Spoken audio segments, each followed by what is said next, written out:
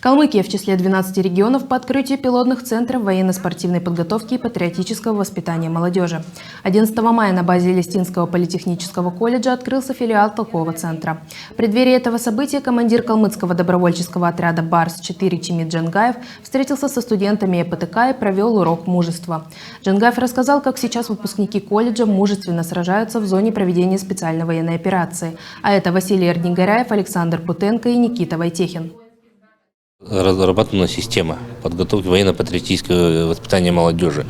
То есть школьник во втором классе вступает в ряды юнармии, до 14 лет занимается в юнармии. Основная задача юнармии – это именно патриотическое воспитание.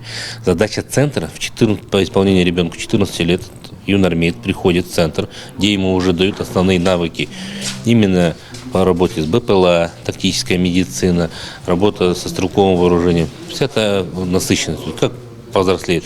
По исполнению ему 18 лет он вступает в казачество. То есть мы все патриотические силы сейчас приводим к одному руководству, к одному знаменателю с общей программой. Это так называемая система патриотического воспитания в Республике Калмыкия. Центры будут направлены на подготовку и обучение молодежи в возрасте от 14 до 35 лет, включая школьников и студентов. Среди дисциплин – теория и методика военно-спортивной и огневой подготовки, тактическая медицина, а также управление беспилотными летательными аппаратами. Отдельное внимание будет уделено обучению военнослужащих и добровольцев, отправляющихся в зону спецоперации.